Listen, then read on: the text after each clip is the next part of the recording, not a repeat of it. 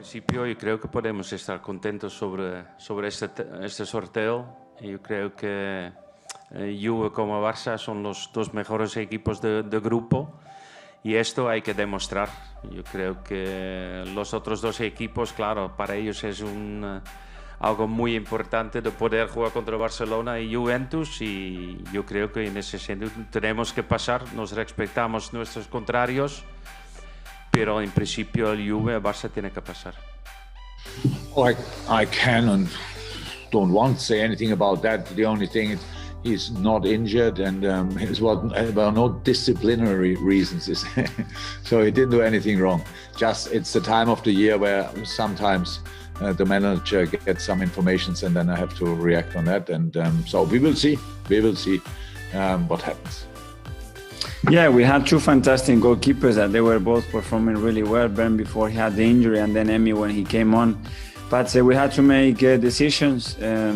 I think it was a moment where Emi needed the next step, and financially was a really interesting proposal for us, and we need to manage the resources that we have to strengthen the team. But I am really happy for him, for his performance, the character that he's shown tonight, and it was really helpful to get us through to the next round. I think the biggest pressure is coming from the players individually, honestly. I don't think they read that much about what other people are saying, to be fair. He's very stable, he works, he has his routines, and I don't think he's very much bothered about what's happening outside. Yeah, but this match was a fundamental match for us, a match that means a few million pounds, and means that we are in the group phase of a competition that we have ambitions. What I can promise to my friend Steve Holland, and for Gary not to be jealous for my friend Gary, I can promise that until the end of the season I don't play Harry Kane 1 minute of any friendly match. Si on va recruter autres joueurs, honnêtement, je ne sais pas. On doit attendre et voilà, si ça reste comme ça va être pas impossible. Et on va jamais arrêter de pousser des joueurs avec qui on travaille. On va jamais arrêter de pousser, on va jamais arrêter de donner confiance, on va jamais accepter qu'on ne gagne pas, on ne joue pas, on joue toujours pour gagner. Mais oui, c'est la situation, c'est la réalité maintenant qu'on a une équipe réduite et avec une saison comme ça, avec des joueurs qui jouent beaucoup pour l'équipe nationale pendant la trêve, avec Corona, sans préparation, avec un programme comme ça. Je suis inquiet qu'on va payer le prix dans octobre, novembre, décembre, janvier. Je suis inquiet. Peut-être pas. Je vais essayer tous si la situation reste comme ça, oui. Mais on doit constater que laisse attendre un peu, laisse attendre le 5e, le 6e, et après on peut parler de notre objectif et des possibilités. Maintenant c'est trop tôt, on a toujours quelques jours et j'ai toujours confiance.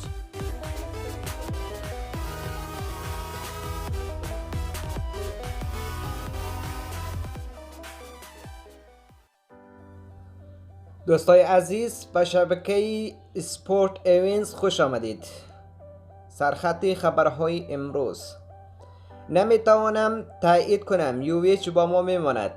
زینالدین زیدان پس از بازی خوب لوکایوویچ برابر وایادولید حاضر نشد ماندنی شدن او را تایید کند. برنده جایزه بازیکن سال یوفا مشخص شد.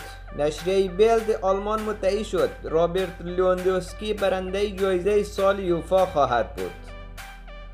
بعد از باخت به لیستر سیتی به این برد نیاز داشتیم. پپ گواردیولا سرمربی منچستر سیتی معتقد است که تیمش بعد از شکست ابتدایی هفته در لیگ برتر مقابل لیستر سیتی به پیروزی برابر برنلی احتیاج داشته است. ریال مادرید 1 وایادولید 0. 3 امتیاز ونیسیوس. ریال مادرید امشب در دیدار خانگی موفق شد با نتیجه 1-0 وایادولید را شکست بدهد. خوشحالم، این یک شروع رویایی است. اشرف حکیمی خیلی زودتر از حد تصور توانسته خود را با اینتر میلان وقف بدهد. بایر مونیخ 3 دورتموند 2. جام پنجم برای مونیخی ها. بایر مونیخ در دیدار جذاب و تماشایی موفق شد. بورسیا دورتموند را 3-2 شکست داده و فاتح سوپرکاپ آلمان شود. مدعی قهرمانی هستیم ولی هنوز زود است. آنتونیو کونته سرمربی اینتر از نمایش امشب بازیکنانش برابر بنونتو راضی بود. چراغ سبز مورینیو برای بازی دادن به ستاره انگلیسی. ژوزه مورینیو سرمربی تاتنهام تمجید ویژه‌ای از ستاره انگلیسی این تیم یعنی دل آلی انجام داد. ونگر یوونتوس و رد پیشنهاد باشگاه‌های انگلیسی. به نظر می‌رسد که داگلاس کاستا ونگر برزیلی یوونتوس پیشنهاد باشگاه ولورهمپتون برای پیوستن به این تیم را رد کرده است. واکنش مورینیو به احتمال جذب مهاجم توسط تاتنهام. ژوزه مورینیو سرمربی تاتنهام ابراز امیدواری کرد که تیمش بتواند در ادامه نقل و انتقالات یک مهاجم جدید به خدمت بگیرد. هزینه هنگفت ریال برای هر بازی آدن هازارد خرید کهکشانی ریال در حال تبدیل شدن به یکی از بدترین خریدهای تاریخ این باشگاه است. و در اخیر این که اقدام عجیب زیدان، خداحافظی با اینستاگرام. زینالدین زیدان سرمربی ریال مادرید در اقدام عجیب صفحه شخصی خود در اینستاگرام را غیر فعال کرد.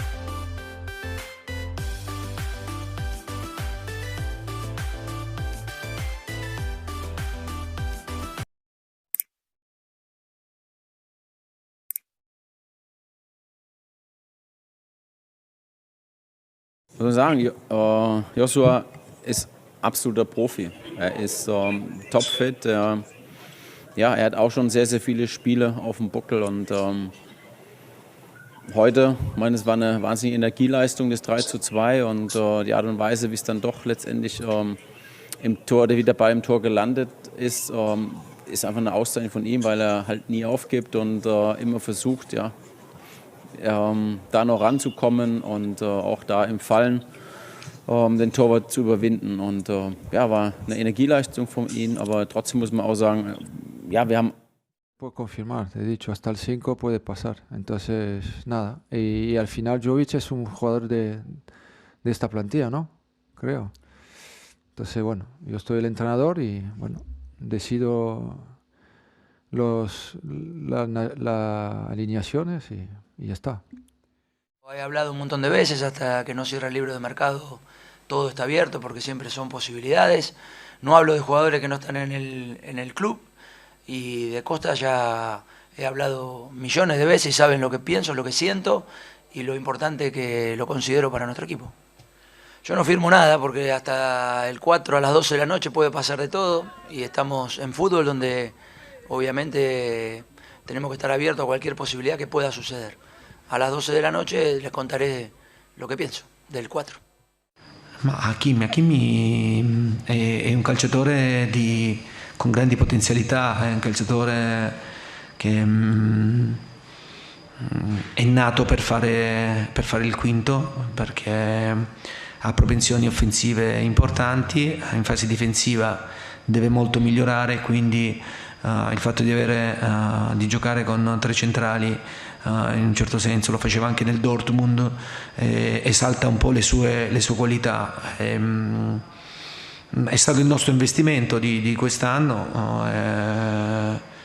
un giocatore giovane che ha una grande prospettiva, deve lavorare e tanto, però oggi comunque ha fatto una buonissima partita, ha dato una buona interpretazione della gara, speriamo che continui in questa maniera.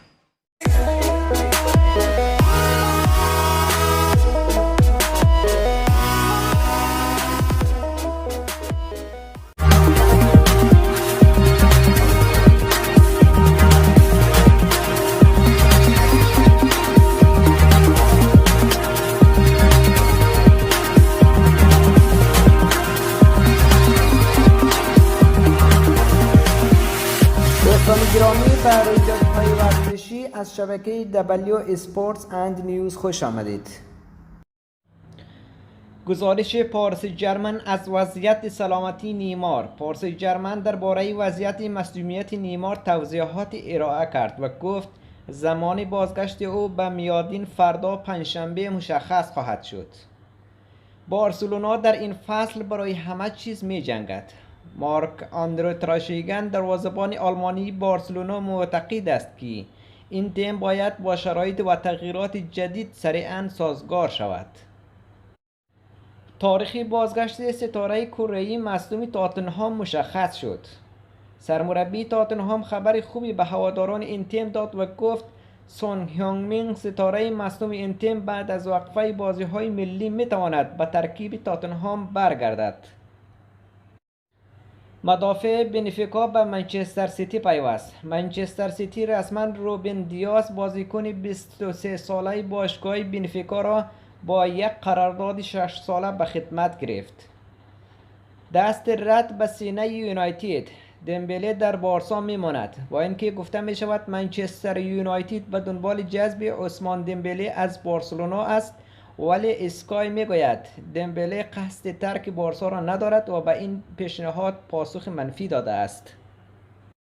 شادی گرت بیل از روی سکوهای ورزشگاه تاتنهام. گرت بیل بعد از پیروزی دیشب تاتنهام مقابل چلسی روی سکوهای ورزشگاه به خاطر پیروزی تیم جدیدش شادی کرد تا دل هواداران این تیم را بیش از پیش به دست بیاورد. لیورپول پیش به سوی دبل قهرمانی. میگفتند شروع لیورپول در لیگ برتر کابوسوار خواهد بود، اما آنها هر سه بازی خود را برابر قهرمان فصل قبل چمپیونشیپ یعنی لیدز یونایتد، پرخرجترین باشگاه این فصل اروپا چلسی و آرسنال احیا شده را با پیروزی پشت سر گذاشتند.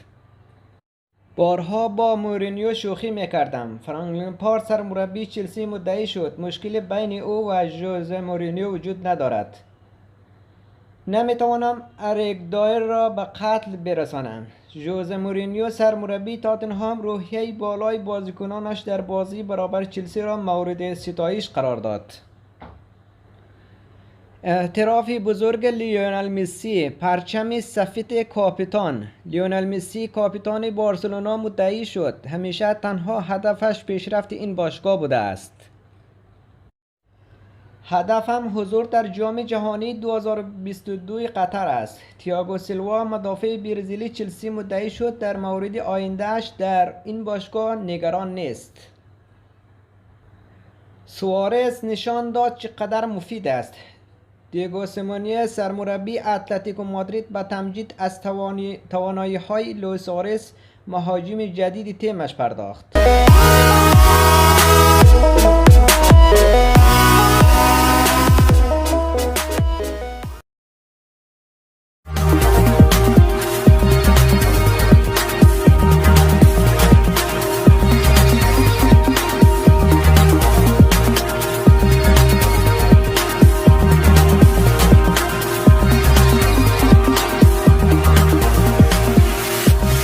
گرامی به رویدادهای ورزشی از شبکه دبلیو اسپورتس اند نیوز خوش آمدید. گزارش پاریس ژرمن از وضعیت سلامتی نیمار. پاریس ژرمن درباره وضعیت مصدومیت نیمار توضیحات ارائه کرد و گفت زمان بازگشت او به میادین فردا پنجشنبه مشخص خواهد شد. بارسلونا در این فصل برای همه چیز می جنگد. مارک آندره تراشیگن دروازه‌بان آلمانی بارسلونا معتقد است که این تیم باید با شرایط و تغییرات جدید سریعاً سازگار شود. تاریخ بازگشت ستاره کره‌ای مصدوم تاتنهام مشخص شد. سرمربی تاتنهام خبر خوبی به هواداران این تیم داد و گفت سون هیونگ مین ستاره مصدوم این تیم بعد از وقفه بازی‌های ملی میتواند به ترکیب تاتنهام برگردد. مدافع بنفیکا به منچستر سیتی پیوست. منچستر سیتی رسما روبن دیاز بازیکن 23 ساله باشگاه بنفیکا را با یک قرارداد 6 ساله به خدمت گرفت. دست رد به سینه یونایتد. دمبله در بارسا میماند. با اینکه گفته می شود منچستر یونایتد به دنبال جذب عثمان دمبله از بارسلونا است، ولی اسکای میگوید دمبله قصد ترک بارسا را ندارد و به این پیشنهاد پاسخ منفی داده است. شادی گرت بیل از روی سکوهای ورزشگاه تاتنهام. گرت بیل بعد از پیروزی دیشب تاتنهام مقابل چلسی روی سکوهای ورزشگاه به خاطر پیروزی تیم جدیدش شادی کرد تا دل هواداران این تیم را بیش از پیش به دست بیاورد. لیورپول پیش به سوی دبل قهرمانی. میگفتند شروع لیورپول در لیگ برتر کابوسوار خواهد بود، اما آنها هر سه بازی خود را برابر قهرمان فصل قبل چمپیونشیپ یعنی لیدز یونایتد، پرخرجترین باشگاه این فصل اروپا چلسی و آرسنال احیا شده را با پیروزی پشت سر گذاشتند. بارها با مورینیو شوخی میکردم. فرانک لمپارد سرمربی چلسی مدعی شد مشکل بین او و ژوزه مورینیو وجود ندارد. نمیتوانم اریک دایر را به قتل برسانم. ژوزه مورینیو سرمربی تاتنهام روحیه بالای بازیکنانش در بازی برابر چلسی را مورد ستایش قرار داد. اعتراف بزرگ لیونل مسی، پرچم سفید کاپیتان. لیونل مسی کاپیتان بارسلونا مدعی شد همیشه تنها هدفش پیشرفت این باشگاه بوده است. هدفم حضور در جام جهانی 2022 قطر است.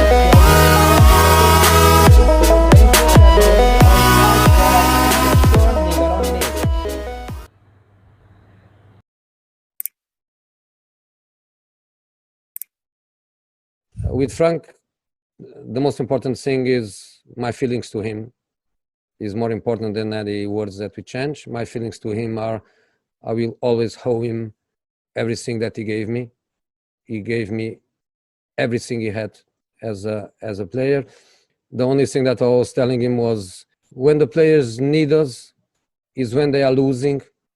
And the last match when they were losing 3-0, I felt sorry for him because he was really, really sad and quiet in his chair. So it was just, in terms of football, I have nothing to teach him. He knows football up and down. He's a fantastic coach. It was just an opinion. Stay on the touchline when your team is losing and stay calm when your team is winning. Yeah, I mean, we were having some fun on the line. I get on well with Jose, and I think he said that to me. I commented on the fact that he seemed to speak to the referee more than he was speaking to his players. So just a moment with us. I've got a huge amount of respect for Jose. No matter what we say on the touchline, I think he probably was feeling the sense of the first half and how it was. But always very well at the end of the game. That will never change. Just a light-hearted question, if I may, just following on from the Eric Dyer incident. That I don't know if you're aware or not, but if you're trying to have a quick pee, the last thing you need is somebody standing over your shoulder. The problem is that was not the pee. It was something else, yeah? Okay. Well, that's probably even worse then, yeah? Yeah. Yeah, we were dominant and you want to score more goals, like you say, at that point because of the amount of possession. Having a couple of chances. Callum had a good chance for us in the first half. But I think Tottenham would have felt that. They'd have felt that hard and I think they changed their game. They went longer in their build, which meant our press, which had been fantastic in the first half, wasn't so relevant up the pitch. They turned us round and made us run backwards rather than be able to press forwards. And then that becomes very difficult, to be fair to the lads. We could have been better on the ball in the second half and maybe dealt with that physical nature of the Spurs game. But it slightly changed the case of the game. But I think even so, they had some chances second half, so do we. And at 1-0, one more goal finishes it for us and we didn't get that. It was very good. I thought it was very good. I think he made a couple of good saves, one particularly good save. Came in and caught a few balls. Even the one that he comes for and doesn't catch, the idea that he wants to and be positive is not a bad thing. Very, very pleased with his every part of his game, really.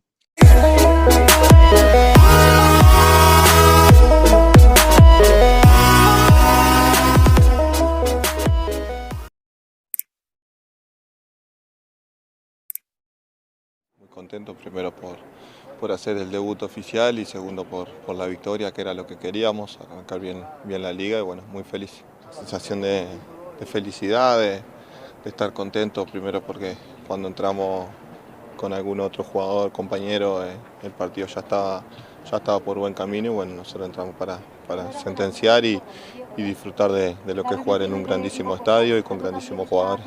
Y creo que lo que marca la felicidad y la tranquilidad y la confianza para uno es cómo te recibe el equipo, que eso es fundamental, es importantísimo.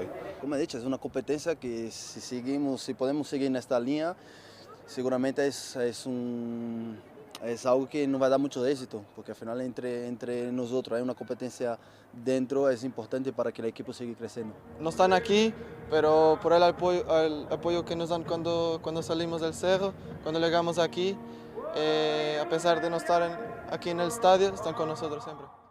Arthur, come ho detto prima ai vostri colleghi, viene da 6 mesi di inattività, da un po' che non giocava nel Barcellona perché aveva avuto problemi con la società, poi c'è stato il lockdown e quindi non aveva più giocato, quindi arrivare in un campionato diverso, in una squadra diversa, tipi di allenamenti diversi, ci vuole tempo. È giovane, adesso sta un po' meglio, sta lavorando tutti i giorni per poter migliorare la condizione e lo vedremo sicuramente in campo nel corso del campionato. I think someone like David Luiz, who is fit again now, working with someone like Gabriel and William, how important is it to have someone with that experience working with those two? Great. I think it's a really good role model for them, for who David is as a person and as a player and everything that he has achieved in the game. And I think they are lucky to have him around.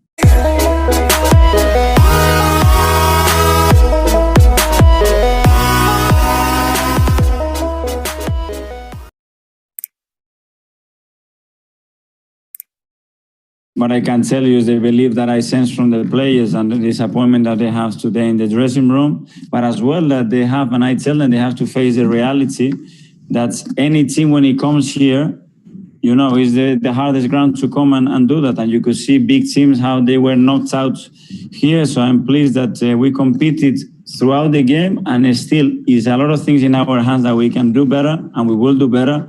And that's going to help us so much in the process. So I want to see my players upset and angry when they lose again. It was a really good game. I loved pretty much each second.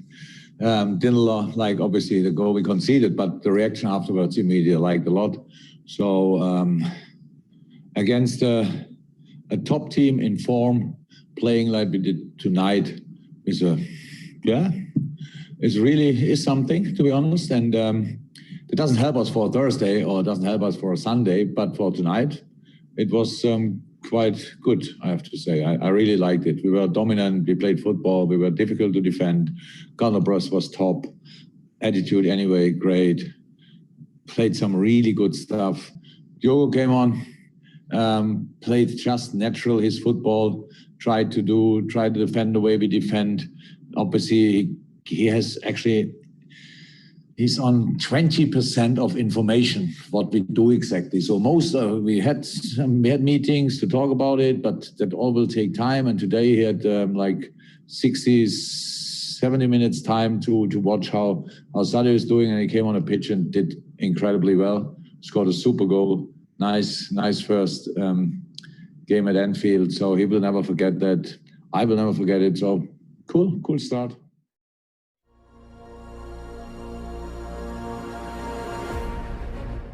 Based on how happy you were with today's performance, surely bearing in mind Chelsea's performance at the weekend, which was more lacklustre in the first half, you do have a real chance of progressing in that competition.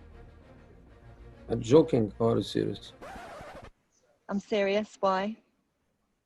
Because Chelsea played Saturday, they have Sunday and Monday, then they play Tuesday, and then they play again on the weekend. So they're fantastic squad.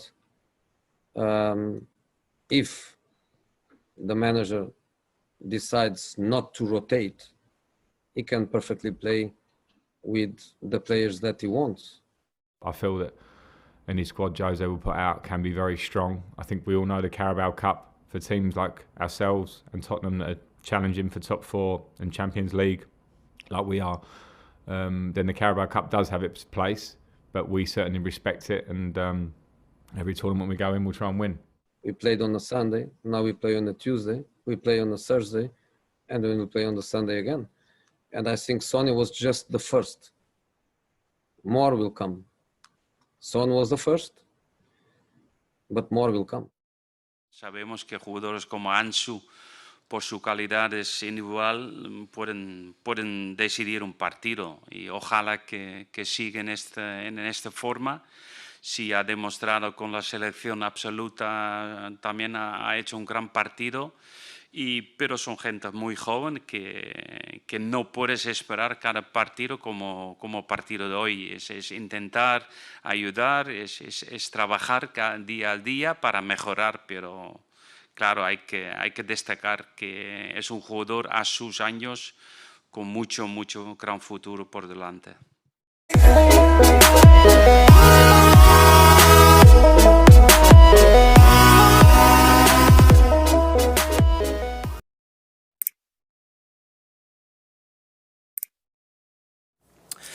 Also ich würde erstmal sagen, mal ein Riesenkompliment an Hoffenheim, weil Hoffenheim hat eine sehr starke Leistung gezeigt, deswegen Kompliment an die Mannschaft, aber auch an Sebastian Hoeneß. Die Mannschaft war sehr gut eingestellt, sie hat unsere Räume sehr, sehr gut zugemacht, also wir haben wenig Möglichkeiten gehabt, unser Offensivspiel so vorzutragen, wie wir es normal können, und ich schiebe das nicht alles auf Müdigkeit, sondern wir haben, denke ich mal, schon auch in der ersten Halbzeit überwiegend das Spiel bestimmt und haben es einfach nicht geschafft, einfach entschlossener, zielstrebiger auch unsere Chancen rauszuspielen und vielleicht auch zu verwerten. Also es war nicht ganz so mit der Dynamik, mit der Intensität, wie wir das normal können.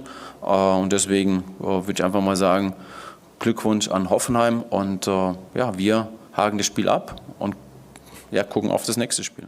Y fuerza al medio y Suárez para hacer lo que sabe hacer, jugar para el equipo. No me quedo con los 2 goles, me quedo con la asistencia a Llorente, me quedo con los movimientos de desmarques que hubo en esas combinaciones dentro del equipo, y eso nos genera una competencia interna muy buena, donde si aceptamos los 23 que tenemos en plantilla para poder competir entre nosotros, para ayudarnos y responder de la mejor manera en los minutos que nos toque, seguramente competiremos bien. What sort of message have you given to your players after conceding 5 goals at home? How good they are, how good team they are, how good players they are, and they know exactly the defeat, the painful, but it's not time to to stay. It's have to start again. Of course, it's tough.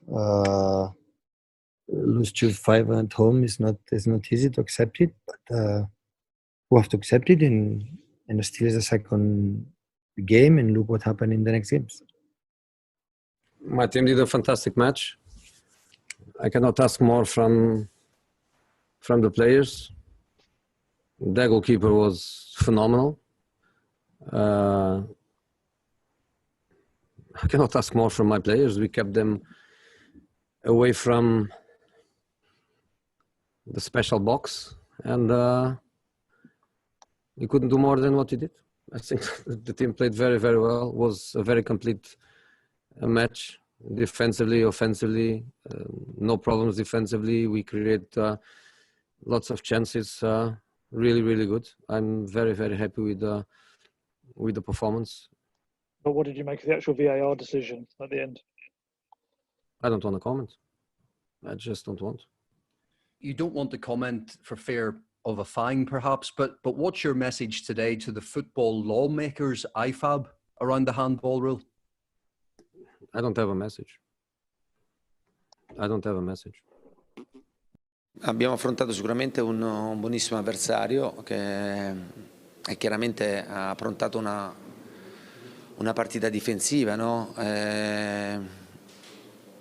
Noi da un punto di vista offensivo secondo me siamo stati molto bravi perché abbiamo sviluppato diverse trame di gioco interessanti, abbiamo portato tanti calciatori ad attaccare e al tempo stesso forse ne abbiamo portati fin troppi perché alcune volte abbiamo perso un po' l'equilibrio tra la fase offensiva e la fase difensiva. Questo ha permesso alla Fiorentina di ripartire e di farci il secondo e il terzo gol. Su questo possiamo migliorare, però sicuramente ai ragazzi va dato merito, va fatto un plauso perché hanno dimostrato la voglia, il cuore di cercare la vittoria fino all'ultimo, e non era semplice contro sicuramente un ottimo avversario.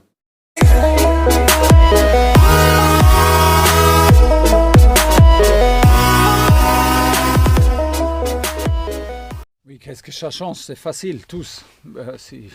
Si les deux jouent pour nous, ça change tous parce que c'est plus difficile de défendre, c'est plus facile pour nous d'attaquer, d'ouvrir des espaces. C'est clair. Est-ce qu'on a trouvé des solutions sans les deux? Oui, on a déjà montré, on a déjà prouvé dans des matchs importants. On a commencé la dernière Ligue des Champions dans les phases de groupe avec beaucoup de matchs sans les deux. On a trouvé des solutions. Est-ce que ça la meilleure chose? Non, parce qu'on veut jouer avec les deux et les deux sont là pour faire la différence et les deux sont bien ensemble et ils vont commencer ensemble, c'est sûr. Seguramente que la llegada de Suárez nos invita a seguir creciendo como club y como equipo. Su jerarquía nos dará sin ninguna duda competencia interna y sobre todo un poder ofensivo en lo que refiere a sus números históricos, que ojalá los pueda seguir acompañando en este lugar. Y hemos hablado con él hace un tiempo atrás. Ya le habíamos hablado antes de que vaya al Barcelona, en la posibilidad que en un momento también había surgido de que pueda venir acá con nosotros. Y bueno, eligió otro camino y estos últimos 6 años han sido exitosos, maravillosos y con un fútbol absolutamente genial en su juego.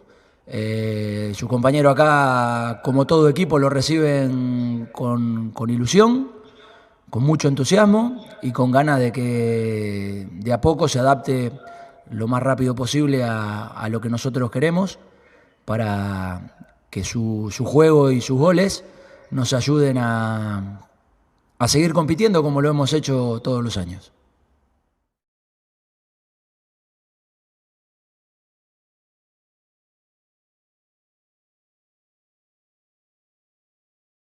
Played very well. Of course, in a game where I don't know, I don't have the data in my hands, but I can imagine that our percentage of ball possession was very, very high. And when our percentage is high, he feels obviously much more comfortable. But even without the ball, he had recovering, he had duels, he had defensive transition. Was a very, very positive game from Tanky. Really happy. Can he play Sunday? I'm not sure. Again, it's the first time he plays 90 minutes. We have to see how he reacts. We have to see how he recovers from it. But we have so many matches coming that if a player is not able to play the next match, we'll be able to play the next one.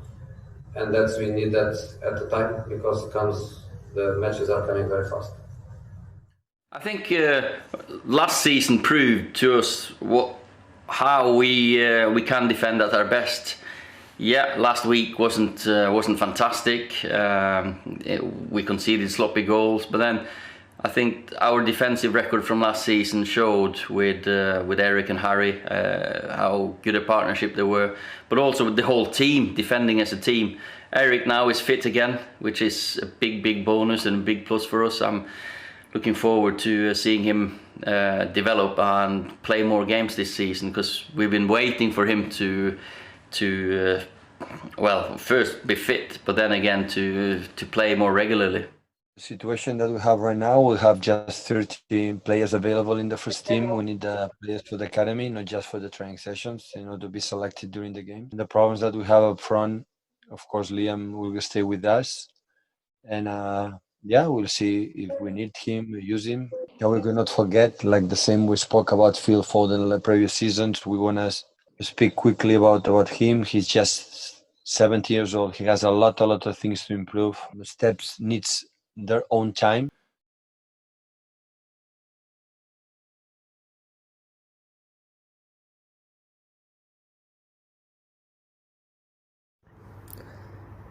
دوستای عزیز سلام، صبح زیبایتان بخیر. امید که همه تان جور و صحتمند باشید. دوستای عزیز، قبل از این که درس‌های خود را آغاز کنیم بیایید با هم دعای داشته باشیم. خدای عزیز، ممنونم که بر دنیا تسلط داری. از شما سپاسگزاریم که در همه چیز به خاطر شما و عشق شما به ما بیش از همه در زندگیمان تو را احساس میکنیم. امروز و هر روز دیگر به ما کمک کن تا از شر دور شویم و به یکدیگر نیکی کنیم. به این دنیا صلح و آرامش سرتاسر بیاور. خدای بزرگ، ما را مشتاق حفظ وحدتمان بگردان. ای خدای بزرگ، بگذار کلمات دهان ما و تپش قلبمان برای شما خوشایند باشد. پاهای ما را در راه صلح راهنمایی کن و با ما بیاموز که روزهای خود را شما را گذاری کنیم تا بتوانیم قلب خردمندانه کسب کنیم. سرزمین های ما را که فعلا از شر این مرضی که جریان دارد شفا بدی و قوم خود را با آرامش برکت ده. آمین. دوستای عزیز، در درس قبلی متوجه شدیم که همه انسان ها گناهکار هستند و گناه چه نتایج وحشتناکی دارد و چگونه خدا پسرش عیسی مسیح را به خاطر گناهان ما به زمین فرستاد و خون او برای گناهان ما ریخته شد. حال برای ما این سوال مطرح می شود که من برای دریافت بخشش و نجات چه باید بکنم؟ من چطور می توانم نجات پیدا کنم؟ امروز می خواهیم به این سوال پاسخ دهیم. نجات یعنی رهایی از اسارت گناه، خشم خدا، گناه و نتایج آن. اعمال رسولان باب 16 آیه 30 توضیح داده. زندانیان فیلیپی از پولس و سیلاس پرسید: ای آقایان، مرا چی باید کرد تا نجات یابم؟ و امروز حتما این سوال هر یک از ما می باشد. در نجات ما خدا سهم خود را دارد و ما نیز سهم خود را داریم. قدم اول از جانب خدا است. خدا به خاطر محبت عظیمش پسر یگانه خود را فرستاد و او خونش را برای پاک شدن ما از گناه ریخت. پس خدا نجات ما را فراهم کرده است. خدا توسط روح القدس ما را نسبت به گناهمان آگاه می سازد و به ما می فهماند که گناهکار و محکوم هستیم. اکثر ما خود را آدم های خوب می دانیم، ولی روح القدس گناهان ما را به ما نشان می دهد. یوحنا باب 16 آیه 7 و 8. خدا توسط کلامش گناهان ما را به ما نشان می دهد و راه نجات را برای ما روشن می سازد. خدا توسط کلامش در ما ایمان را به وجود می آورد. خدا به شیوه های مختلف ما را به این نجات دعوت می کند. او در قلب ما را می کوبد. اگر ما این در را باز کنیم، او وارد قلب ما می شود و با ما دوستی و مصاحبت ایجاد می کند. مکاشفه باب 3 آیه 20. در قلب ما فقط از داخل و به اراده ما باز می شود. از بیرون دستگیری ندارد و خدا هرگز به زور وارد قلب ما نمی شود. خدا ما را دعوت می کند. ما به این دعوت می توانیم جواب مثبت یا منفی بدهیم. پس قدم دوم از طرف ماست و آن دادن جواب مثبت یا منفی به دعوت خدا است. ما می توانیم به خدا جواب رد بدهیم و در قلب خود را به سوی او باز نکنیم و خود را تسلیم او نکنیم. از طرف دیگر می توانیم به دعوت خدا جواب مثبت بدهیم و در قلب خود را به سوی او بگشاییم و خود را تسلیمش کنیم. جواب مثبت ما به خدا به صورت بازگشت کامل ما به سوی خداست. یعنی ما راهی که می رویم 180 درجه بر می گردیم و به راه خدا داخل می شویم. از راه های گناه آلود خود که ما را به سوی هلاکت و نابودی می برد بازگشت می کنیم. خدا بارها ما را دعوت به بازگشت می کند. در اشعیا باب 31 آیه 6 در کتاب مقدس نوشته شده است: بازگشت شامل 2 مرحله است، توبه و ایمان که با هم می باشد. حال هر یک را جداگانه بررسی می کنیم تا موضوع برای ما روشن‌تر شود. در قدم اول توبه واقعی چه نوع توبه است؟ توبه در اصل یونانی به معنای تغییر فکر است. شخص باید فکرش نسبت به گناه عوض شود و گناه را ترک کند. در توبه واقعی فکر و احساس و اراده هر سه عمل می کنند. الف، فکر. گاهی شخص توبه می کند بدون اینکه بداند از چی توبه می کند. شخص باید بداند که گناهکار است و بداند که چه گناهانی دارد و از چه گناهانی باید دست بردارد. ما باید نسبت به گناهان خود شناخت پیدا کنیم تا بتوانیم آنها را ترک کنیم. بدون شناخت نمیتوانیم توبه واقعی بکنیم. احساس. ما باید از گناهان خود متاسف و پشیمان باشیم. باید بدانیم که با گناهان خود خدا را ناراحت کرده ایم، قلب او را شکسته ایم. گناهان ما برای خدا بسیار دردناک است. برای همین باید از گناهان خود غمگین و شرمنده شویم. باید از گناهان خود متنفر باشیم، چون اگر گناهان را دوست داشته باشیم دوباره بر میگردیم. جیم، اراده. شخص ممکن است که بداند گناهکار است و گناهان خود را بشناسد ولی پشیمان نباشد. توبه این شخص توبه واقعی نخواهد بود. شخص ممکن است بداند گناهکار است و از آن پشیمان هم باشد ولی تصمیم جدی برای ترک آن نگیرد، چون توبه این شخص هم توبه واقعی نیست. شخص باید تصمیم جدی بگیرد که از گناه دست بکشد و آن را ترک کند. این رابطه می توانید لوقا باب 15 آیه 11 تا 33 را بخوانید. بعدی ایمان است. گفته شد که بازگشت یعنی رو برگردانیدن از گناه و رفتن به سوی خدا. رفتن به سوی خدا ایمان نام دارد. برای آمرزش و پاک شدن از گناه ما نه تنها احتیاج به توبه داریم بلکه نیاز داریم که به عیسی مسیح و خون او ایمان بیاوریم. ما باید بپذیریم وقتی گناهان خود را اعتراف میکنیم و زیر خون مسیح میآوریم، خون مسیح بر گناهان ما ریخته می شود و گناهان ما را می پوشاند و جریمه گناهان ما را می پردازد و ما آمرزیده می شویم. اگر ما ایمان نداشته باشیم دائم احساس گناه خواهیم کرد. ایمان یعنی باور، پذیرش، قبول، اعتماد. در این رابطه می توانید عبرانیان باب 11 آیه 1 را بخوانید. ما قبول میکنیم و میپذیریم، باور میکنیم که مسیح روی صلیب مرد و خون او گناهان ما را میآمرزد. تمام روابط ما با خدا بر اساس ایمان است و بدون ایمان نمیتوانیم رضایت خدا را به دست بیاوریم.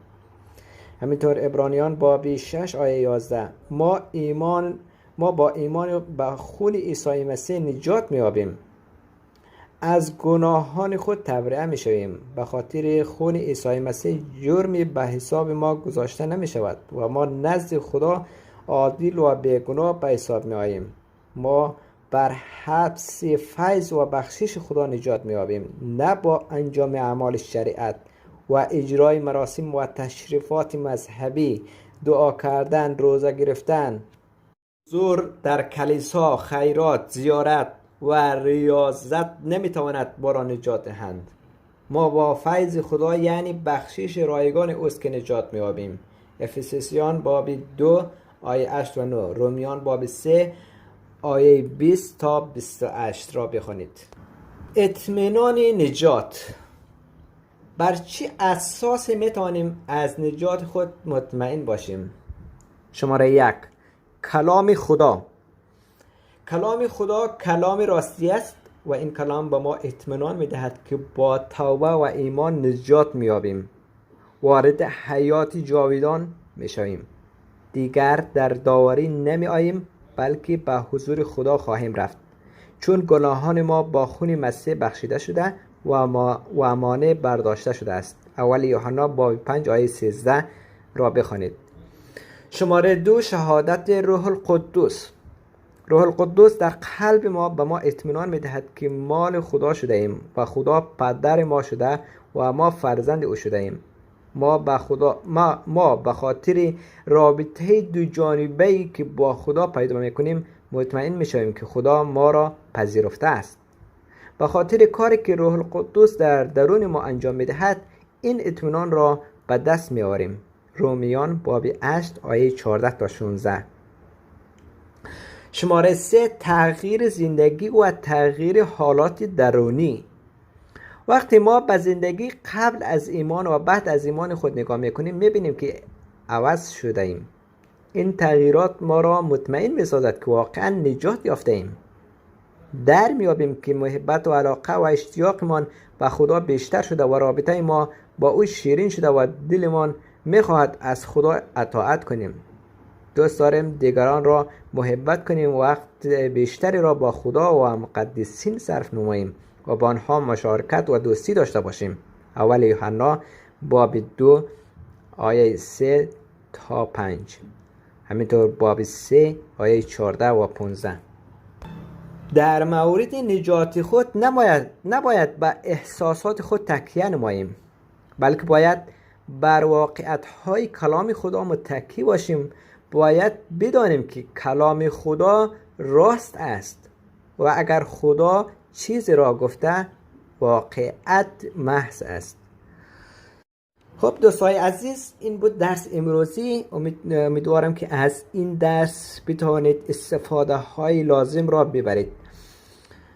و آیه حفظی این درس اعمال رسولان است باب 16 آیه 31. امیدوارم که این آیه را حفظ کنید و از این آیه بتوانید در زندگیتان استفاده کنید. روز جمعه خوبی داشته باشید. موفق و کامگار باشید. We all know that since Dele arrived from MK Dons, he had ups and downs. He had fabulous periods, and he had also other periods where he disappeared from the top level performances. And with me, it was not different than before. He had moments where he was so good, and he also had moments where he was not so good. And I think this lack of consistency, when it happens in a player, the normal situation when you have other good players for similar positions, is normal that when you are in great form, you play because you deserve, because your production is big for the team. When you are not in a good moment, you don't play, and it's as simple as that. Players, they have to prove on the pitch with their performances. They have to prove how good they are in that specific moment. So tomorrow is selected. No decision yet about starting or being on the bench, but when he is selected, he has chances to play. If he is on the pitch 1 minute or 90 minutes, he has to show us. That's simple. Someone like David Luiz, who is fit again now, working with someone like Gabriel and William, how important is it to have someone with that experience working with those two?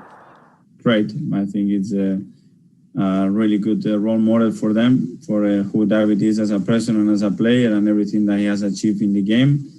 And I think they are lucky to have him around.